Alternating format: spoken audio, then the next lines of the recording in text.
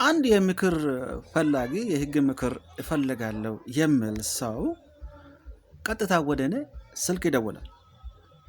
ስልክ ይደውልና ሄሎ ጥጋቡ ስል አቤት አልኩኝ። በአካል መገናኘት እንችላለን ስል እኔም አዎ አልኩኝ። ሄድኩ፣ ተገናኘን፣ ሻይ ቡና እያለን አንድ ኬዝ አጫወተኝ። ይሁም በሆነ ወቅት አንድ ወጣት በቅርበት የማውቀው ወጣት ገንዘብ ከኔ ተበድሯል። ወደ 50-60 ሺህ አካባቢ ተበድሯል።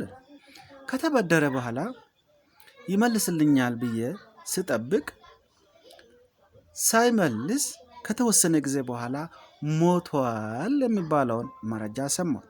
እኔም ሄጄ ያለቀስኩት ለቅሶ ነው። ከዛ በኋላ አሁን በምን መልክ ነው ቤተሰቡን መጠየቅ የሚቻለው ብሎ እኔን ጠየቀኝ። ሲጠይቀኝ ባንተና በልጁ መካከል ውል አለ ወይስ አልኩ። የተጻፈ ውል አለ ወይስ አልኩ። የለም አለ። ስለሆነም የኢትዮጵያ ፍትሐብሔር ሕግ ከ500 ብር በላይ የሆኑ ውሎች በጽሁፍ መሆን እንዳለባቸው ይደነግጋል። ከዛም ባሻገር የተሻሻለው የቤተሰብ ሕግ ልጁ ባለትዳር ከሆነ ያለውን ወይ ሚስቱን ወይ ባለቤቱን ራሱ ለመጠየቅ በአንቀጽ 68 ሌና ሜ መሰረት ማለትም እንዲህ ይላል። ሌና ሜ ማለት ነው እንግዲህ ዋጋቸው ከብር 500 በላይ የሆነ የሚንቀሳቀሱ የጋራ ንብረቶችን ወይም የገንዘብ ሰነዶችን ለመሸጥ፣ ለመለወጥ፣ በመያዣ ወይም በዋስትና ለመስጠት ወይም በሌላ በማናቸውም ሁኔታ ለማስተላለፍ ይልና በሜ ላይ ከብር 500 በላይ ለመበደር ወይም ለማበደር ወይም ለሌላ ሰው ዋስ ለመሆን ምን ያስፈልጋል? ውል ያስፈልጋል። የውል ስምምነት ያስፈልጋል። ይህን ደግሞ ሚስቱ የምታውቀው መሆን አለበት። ባለቤቱ የምታውቀው መሆን አለበት። ይህ ካልሆነ ዋጋ የለም። ስለዚህ በአንተና በልጁ መካከል ምን አይነት ውል አለ ስል በአፍ የተዋዋልነው ውል አለ። በአፍ ተዋውለናል። ዛት በአፍ ከተዋዋለ እንደውም በቅን ልቦና በምለው ለቤተሰቡ ከእከሌ የተበደርኩት ይህን ያክል ገንዘብ አለ ብሎ ኢቨን ኢንፎርም ቢያደርግ ይህ ዕዳ አለ ብሎ ብለህ መጠየቅ ትችላለህ። ያ ካልሆነ በፍጹም አትችልም የሚል ምክር ሰጠት። እንግዲህ በጣም የሚገርመው ይህ ነገር ብዙ ቦታ ላይ ይከሰታል። ብዙ ቦታ ላይ እንደውም በእርግጥ አሁን ጊዜው የቴክኖሎጂ ነው።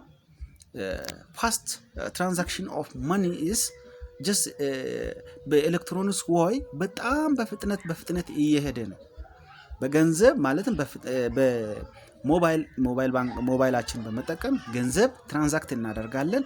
እንዲሁም ደግሞ ለሰዎችም በማመን ይመልስልኛል ብለን ማመን። ይሄ በእርግጠኛ ኢትዮጵያን በጣም በእንደዚህ ነገር ላይ አንዱ ከአንዱ ጋር ተያይዘን እንደውም ተያይዞ ለማደግ አይፈልግም። ኢትዮጵያን አብሮ መብላት ነው እንጂ አብሮ መስራት አይወድም ቢባልም ነገር ግን አብሮ መስራትም አብሮ መብላትም አብሮ ማደግም የሚፈልጉ ወገኖች እንዳሉ ልብ ልንል ይገባልና ኤኒዌይስ ግን ይህ ሰው በቅንነት ያንን አድርጎ መጥቶ ሲጠይቅ ሚስቱ ምንም አታውቅም። ሚስቱ ጋር ሄደን ሲጠይቅ እኔ ምንም ማውቀው ነገር የለም አለ። ስለዚህ ሚስቱ ምንም ካላወቀች ሚሊዮን ብር ቢሊዮን ብር የትኛው የፈለገውን አማውንት ወይም መጠን ያለው ብር ብኖር መጥተህ መጠየቅ የምትችልበት ግራውንድ የለም። ይህ ነገር አሁን እኔ ስናገር ለተወሰኑ ሰዎች እንደ ቀልድ ሊመስል ይችላል። ብዙ ሰዎች እየተቸገሩ ያሉበት ሁኔታ ነው። ብዙዎች ብሮቻቸው ቀልጦ የቀሩባቸው ሁኔታ ነው ያለው። ስለዚህ ኢቨን ገንዘባችን አሳልፈን ከመስጠታችን በፊት ስንትም ይሁን በምንድነው በውል ሰነድ መሆን አለበት ወይም የአይን እማኝ መኖር አለበት። በቅን ልቦና በሚለው ራሱ እንትን ለማስረዳት የአይን እማኝ 3 ምስክሮች መኖር አለባቸው። ይህ ከሌለ ብሮቻችን ቀልጦ እዛው ይቀራሉ። ኢቨን አሁን እንደው ምንድነው በትላንትናው በነበረን ቪዲዮ ገልጬላችኋለሁ። በብድር ይሄን ያክል በባንክ ይሄን ያክል ብር ልክ ያለው ስል ያ ደግሞ የተላከለት አበዳሪው ማለትም ተበዳሪው ከካደ ኦልሞስት ምንም ማድረግ አይቻልም። ምንም ምክንያቱም ስለ ምንም ነገር የሚገልጽ ነገር የለም። ስለ ምንም ነገር ማለት ነው። ገንዘብ ለኔ አንድ ሰው ስንትም ብር ላከ ከላከ ለኔ ከዚህ በፊት ለነበረን ብድር መልሶልኛል። እንዲሁም ደግሞ በስጦታ ሰጥቶኛል። ሌላም ነገር አይነት ማለት ይችላል። ይሄ ማለት ከፈሪሃ እግዚአብሔር ከሌለ ማለት ነው። እዚህ ጋር ያው ሞራል ስታንዳርዳችን እዚህ ጋር ይወስናል። ያ ሞራላችን የራስ ያልሆነ ነገር ያንተ አይደለም ብሎ ሞራላችን ይወክሳል። ስለዚህ ኢቨን ያንን ስናደርግ ገንዘቦችን ትራንዛክት ስናደርግ ማስረጃ የሚሆን ነገር መቀመጥ አለበት። ለምሳሌ ግለሰቡ ሩቅ ቦታ ካለ መገናኘት የማይቻልበት ሁኔታ ካለ ይሄንን ያክል ገንዘብ ሊሰጥ ነው ብሎ ከንተም ወገንም ከሰውየው ከልጁ ወይ ከተበዳሪው ወገንም ምስክር የአይን ምስክር ማስቀመጥ ያስፈልጋል። ሶስት ምስክር ማስቀመጥ ያስፈልጋል። የዛኔ ገንዘብን በፍርድ ቤት ይዘህ ሄደህ ኢቨን ውል እንዳለ ተቆጥሮ በስልክ እንደተዋዋሉና ኤኒዌይስ ግን በስልክ ተዋውለን የተዋዋልነው የብድር ውል ነው ብለን ኖርማሊ ምንድነው መስማማታችን መግለጽ ያስፈልጋል። ማወቅ አለበት ሌላ ሰው ማለት ምስክሮች ማወቅ አለባቸው። ምስክሮች በሌሉበት ቦታ ላይ ባንክ ቤት ላይ ብቻ ሄደ ብሩን ከላክ በኋላ መጨረሻ ላይ ያ ሰው ቢሞት ሌላ ነገር ቢገጥመው ክሳራ ቢገጥመው በምን ግራውንድ ነው ከሰ መውሰድ የምትችለው? በምን ግራውንድ ነው? ግራውንድ ሳይኖር ከሰ ገንዘብን ማስመለስ አትችልም።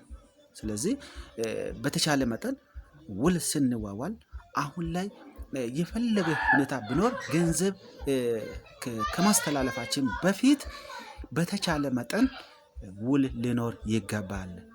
አለበለዚያ ገንዘቦቻችን አሳልፈን ለሌላ ወገን መስጠት በፍጹም ተገቢነት ያለው አይደለም። ምክንያቱም አሁን ላይ ሰዎች የተለያየ ባህሪ እያመጡ ናቸው። የተለያየ ባህሪ ማለት ያው በሞት በተለያየ በሰደን ሞት በተለያየ ያው አደጋዎች ምናምን አንዳንድ ሰዎች ህይወታቸውን ሲያጡ ብዙ ነገሮችን ይዞ ነው የሚሄዱት። ከዛ ባሻገር ደግሞ አንዳንድ ደግሞ ፈሪሃ እግዚአብሔር የሌላቸው ሰዎችም ስላሉ በተቻለ መጠን በህጋዊ መንገድን ተከትላችሁ ውል ብትዋዋሉ ደግሞ ገንዘብ ብታበድሩ ሌላም ነገር ሞር ውል በሚያስፈልጉ በተለይ ሞኔታሪ ቫልዩ ገንዘብ ቫልዩ ያለባቸው ነገሮችን በሙሉ በራይትን ፎርም ቢሆን በጣም ይመረጣል። ያ ካልሆነ እኔ አምንሻለሁ ምናምን የሚባለው ነገር በፍርድ ቤት አይሰራም። መተማመኛ በምንድን ነው? በፍርማ ነው። ስለዚህ ይሄን ያክል ገንዘብ ከአቶ እከለ ተረክቤያለሁ ደግሞ ምስክሮቹ የአይን ማኞች እከለ ተብሎ መቀመጥ አለበት።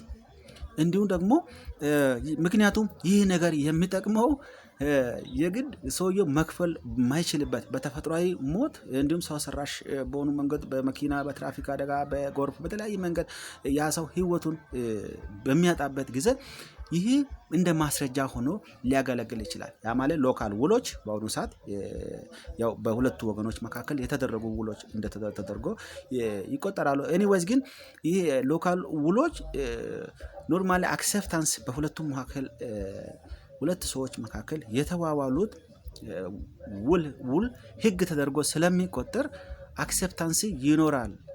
ነገር ግን የጸደቀ ውል ደግሞ ቢኖር ሞር በጣም አሪፍ ነው። በጣም የተሻለ ነው የሚሆነው እና በቀጣይ እንግዲህ ይሄ ብቻ አይደለም ብር 500 ገንዘብ ብድር ማበደር ወይ ለመበደር ብቻ ላይ ያለው አይደለም። ሌሎቹም በጽሁፍ መደረግ ያለባቸው ውሎች አሉ።